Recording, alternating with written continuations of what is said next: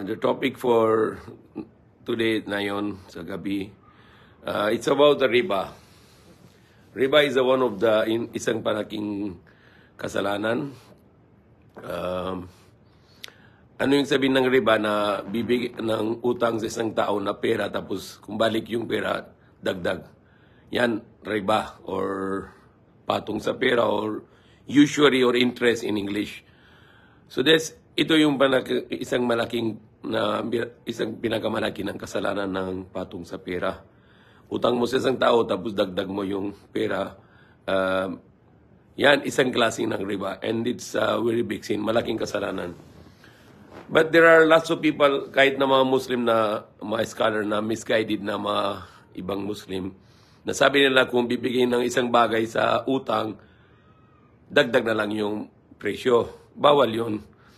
Sabi nila kung cash na ito, halimbawa mayroong mga viral na video na sabi na isang tao na doon, na kung kung benta ka ng isang sako ng bigas na utang, yung 25 kilo, 1,300, sa cash, sabi niya sa cash, 1,300 na isang sako ng bigas. Kung wala siyang pera na tapos benta ka na lang sa kanya, 1,500, bayad siya na lampas ng isang buwan.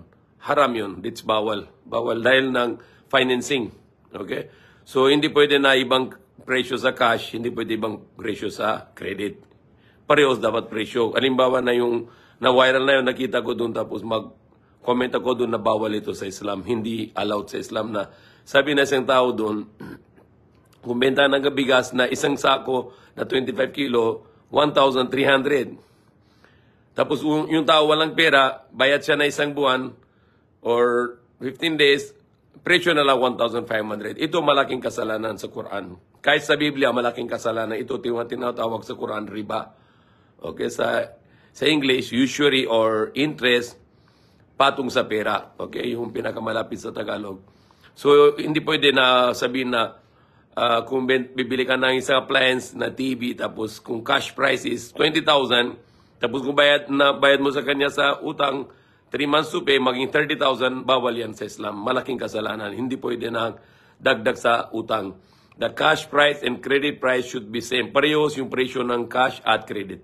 Okay, so that's very important message because I see there are lots of people, mga scholar na misguided this issue kahit sa ibang bansa, Egypt or Saudi Arabia na sabi nila kung installment tapos bayad konti-konti, pwede dagdag yung presyo. Hindi pwede yan sa Islam dahil hindi pwede, bawal yung patong sa financing.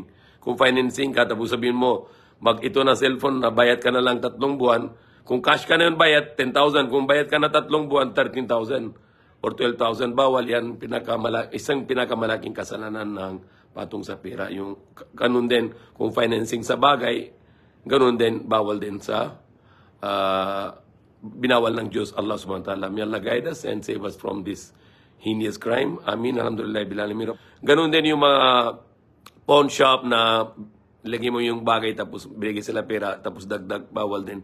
Kahit yung mga Indian na yung ng hulugan yung installment tapos mahal yung presyo, 300%, 200%, bawal din. Kahit pera na utang, bawal yung patong. Kahit benta na yung bagay tapos patong yung dahil sa utang, bawal din. Malaking kasalanan to.